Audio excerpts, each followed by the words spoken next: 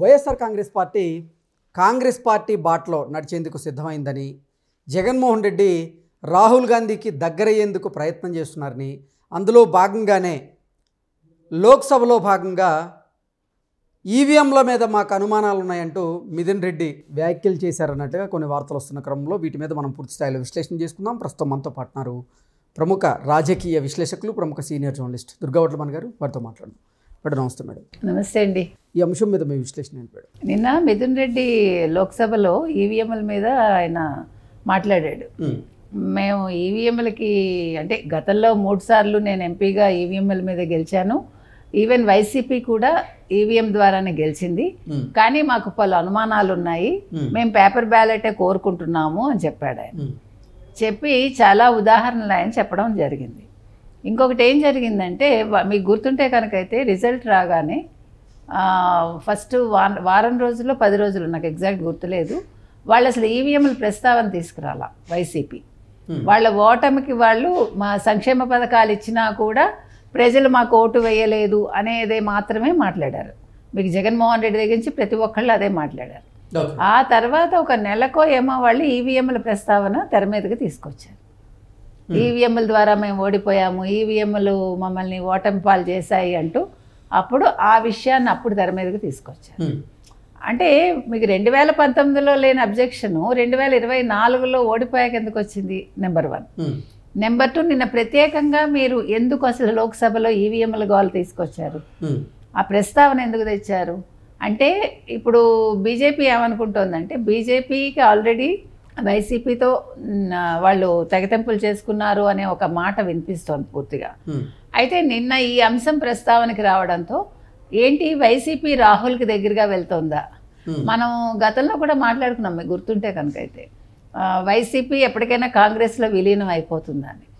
ఇప్పుడు present situation ఎట్లా ఉందంటే, వైసీపీకి ఎటు చూసినా అందరూ కూడా ఈ కేసుల్లో ఇరుక్కుంటున్నారు. ఓ పక్క కల్తీ మద్యం స్కాము, ఇంకో పక్క కల్తీ నెయ్యి స్కాము, ఇంకో పక్క పరకామణి కేసు, ఇట్లా మీకు ఎవరిని చూసుకున్నా కూడా కేసుల్లో ఉన్నారు.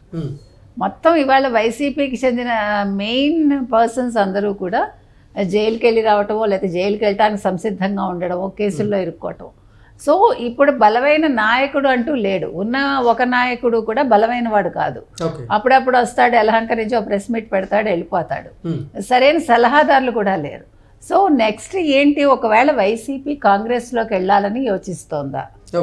అందుకనే ఇండైరెక్ట్గా వీళ్ళు రాహుల్కి సపోర్ట్ చేశారు. ఎందుకంటే రాహుల్ ఎస్ఐఆర్ మీద పోరాటం చేస్తున్నాడు, కానీ ఓట్ చోరీ అంటున్నారు, అనుమానాలు ఉన్నాయని అంటారు. ఇప్పుడు లోక్సభలో ఈవీఎంల మీద అనుమానాలు ఉన్నాయంటూ మిథున్ రెడ్డి గలమెత్తారు వైసీపీ. Yes, exactly. ఎలా చూడాలంటారు? అదే దానికే వస్తున్నా. అందుకని ఇప్పుడు ఏమైందంటే, నిన్నను వాళ్ళు సోనియా గాంధీ ఇది కూడా తీసుకొచ్చారు తెర మీదకి, బీజేపీ వాళ్ళు. సోనియా గాంధీ ఇక్కడ పౌరసత్వం తీసుకోక ముందే ఆవిడకి ఓటర్ ఐడి ఉంది అని. సో నేను అనేది ఏంటంటే, ఓ పక్క వాళ్ళు ఈ ఎస్ఐఆర్కి సుప్రీంకోర్టు అయితే ఎస్ఐఆర్ని అమలు చేయమని చెప్పింది, వీళ్ళు ఒప్పుకోవట్లేదు కదా, అపోజిషన్ ఒప్పుకోవట్లా. సో ఇప్పుడు ఈ మిథున్ రెడ్డి మాట్లాడిన మాటలు అవి జగన్మోహన్ రెడ్డి మాట్లాడిస్తున్నాడా? జగన్మోహన్ రెడ్డి చెప్పినవే ఇతను ఇక్కడ మాట్లాడా, ఈవీఎంలు వద్దు, మాకు బ్యాలెట్ బాక్సింగ్ ఏం వద్దు అని. తర్వాత ఆయన చాలా కోట్ చేశాడు. ఏం కోట్ చేశాడంటే, ఆయన అనేది ఏంటంటే, ఓటర్ల జాబితా ప్రత్యేక సమగ్ర విచారణపై తమకు ఎలాంటి అభ్యంతరం లేదంటూనే, ఇండియా కూటమి వ్యతిరేకిస్తున్న సంగతి తెలుసు కదా, ఇది అన్ని పోలింగ్ కేంద్రాల్లోనూ వెబ్కాస్టింగ్ నిర్వహించాలని ఆయన కోరారనమాట. అలాగే వెబ్కాస్టింగ్ ఫుటేజ్ని అన్ని రాజకీయ పార్టీలకు ఇవ్వాలని కూడా కోరాడు ఆయన. తర్వాత పారదర్శకమైన ఎన్నికలను వైసీపీ కోరుకుంటోందని చెప్పాడు. తర్వాత ఆయన ఏమంటాడంటే, మొన్న జరిగిన ఎన్నికల్లో 6 గంటల తర్వాత అనూహ్యంగా 51 లక్షల ఓట్లు పోల్ అయ్యాయి, అది ఎలా కుదురుతుంది అంటాడు. మిథున్ రెడ్డి గారు, మీకు కొంచెమైనా, మీరు ఒక ఎంపీ కదా, 3 సార్లు గెలిచారు కదా, ఇప్పుడు కృష్ణ మనం క్యూలో ఉన్నామని అనుకుందాం, పొద్దున్న నుంచి మధ్యాహ్నం నుంచి, మీకు జనాలు ఎక్కువ వచ్చినప్పుడు మీరు క్యూ లైన్లో ఉంటారు కదా. మీరు మధ్యాహ్నం 12ంటికి వచ్చినా 6 దాటాక కూడా మనం క్యూ లైన్లో ఉంటాంగా, మీకు ఎక్కువ మంది జనాలు వస్తే. సో 6 తర్వాత పోలింగ్ అయిందంటే అది నెమ్మదిగా క్యూ కదిలి 6 తర్వాత ఎక్కువ మంది ఇది పోలింగ్ అవుతుంది, ఎందుకంటే వాళ్ళు లైన్లో నిలిచినారు కదా, 6 తర్వాత లోపలికి ఎంటర్ చేయరు కదా. అంటే కొంచెం కామన్ సెన్స్ నేను అనేది. ఆల్రెడీ క్యూలో ఉండే వాళ్ళు వెళ్ళి ఓటేస్తారు. ఓటేసినప్పుడు ఏమవుతుంది, నీకు నెంబర్ ఎక్కువగా కనిపిస్తుంది. నేను చెప్తున్నది అది. సో దాని ప్రస్తావన తెచ్చాడు ఆయన.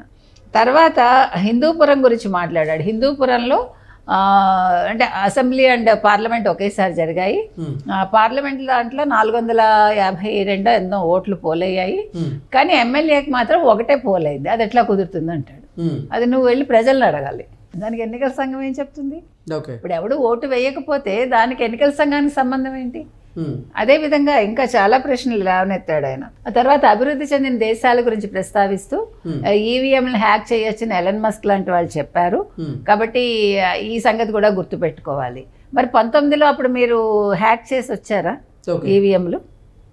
మీరు అప్పుడు మరి ఈవీఎంల ద్వారానే గెలిచారు కదా, అప్పుడు మీరు అక్కడ కుట్రలు చేశారా వైసీపీ వాళ్ళు? ఇవాళ ఎందుకు మాట్లాడుతున్నారు? ఇవాళ రాహుల్ గాంధీ కావచ్చు, మమతా బెనర్జీ కావచ్చు, చాలా రాష్ట్రాలు అంటే బీజేపీయేతర పార్టీలు ఉండే ప్రాంతాలన్నీ కూడా ఇవాళ ఎస్ఐఆర్ని వాళ్ళు వ్యతిరేకిస్తున్నారు, ఈవెన్ స్టాలిన్ కూడా.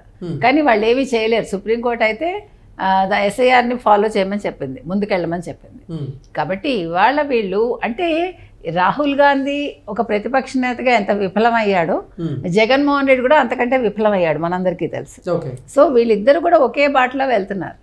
ఇప్పుడు రాహుల్ గాంధీ మీరు చూసారా మొన్న లోక్సభకి రాహుల్ గాంధీ ఎందుకు రాలేదని అడిగితే ఒక డిబేట్లో ఒక్క కాంగ్రెస్ వాడు అది తప్ప అన్ని సమాధానం చెప్పాడు. దాన్ని ప్రస్తావించట్లేదు. రాహుల్ గాంధీ ఎక్కడికి వెళ్ళాడు, ప్రియాంక గాంధీ ఎందుకు మాట్లాడుతోంది అని అడిగితే ఒక ఆంగ్ల ఛానల్లో ఇచ్చిన డిబేట్లో ఒక్క కాంగ్రెస్ వాడు సమాధానం చెప్పలేదు. ఎక్కడికి వెళ్ళిపోయాడో తెలియదు. 6 రోజులు మాయమైపోతూ ఉంటాడు, మరి ఎక్కడికి వెళ్ళిపోతుంటాడో తెలియదు.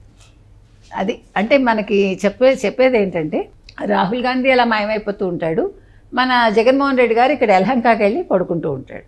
అందుకని అంటే ఏమన్నా నెక్స్ట్ టార్గెట్ కాంగ్రెస్ని పెట్టుకుందా వైసీపీ, అందుకే మిథున్ రెడ్డి ఇలా మాట్లాడా నిన్న అనేది ఒక సందేహం. Okay madam, thank you.